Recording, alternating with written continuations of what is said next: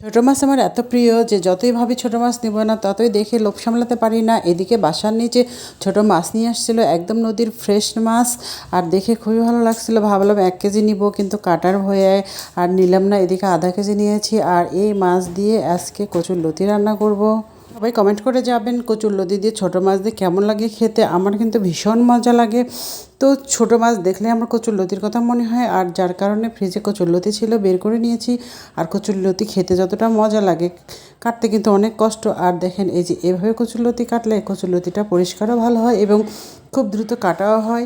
আর দেখেন আমার কচুরলতি কাটতে অনেক সময় লেগে গেছিলো। আর এদিকে কচুরলতি কাটা শেষ, আর মাছগুলো আমি এখন প্রথমে এভাবে তেলে দিয়ে ভেজে নিব, ভেজে উঠায় নিব। এখন তারপরে ওখানে আমি পেঁয়াজ দিব, পেঁয়াজ দিয়ে ভালো করে ফোড়ন দিব। এখন ফোড়ন দিয়ে এখানে আমি হলুদের গুঁড়া, ধনিয়ার গুঁড়া, জিরার গুঁড়া আর হচ্ছে স্বাদ মতো লবণ দিব, দিয়ে কিছুক্ষণ কষায় নেব।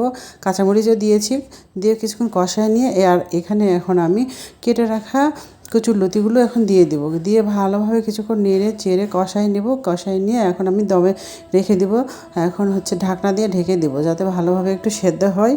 এভাবে ঢাকনা দিয়ে রেখে কিছুক্ষণ লো হিট করে রেখে, একদম জালটা লো হিটে রাখতে হবে, রেখে এটা সেদ্ধ করে নিতে হবে। আর এই যে দেখেন আমার তরকারিটা কিন্তু হয়ে গিয়েছে, পানিটাও শুকিয়ে গিয়েছে। এখন আমি ভেজে রাখা মাছটা এর মধ্যে দিব, দিয়ে আরও কিছুক্ষণ একটু জাল করে নিব।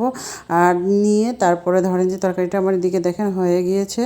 একসময় আমি কচুরলতি খেতামই না, আর এখন তো কচুরলতির আমি বিশাল বড় ফ্যান। এটা দেখলে আমার খুবই ভালো লাগে খেতে। আর আমার ছোটো মাছ অথবা চিংড়ি মাছ দিয়ে অনেক মজা লাগে। আর দেখেন এই যে ফাইনাল লুক কত সুন্দর হয়েছে, খেতে কিন্তু অসম্ভব মজা হয়েছিল। আর হ্যাঁ, অবশ্যই এর সাথে আমি ডাল রান্না করি।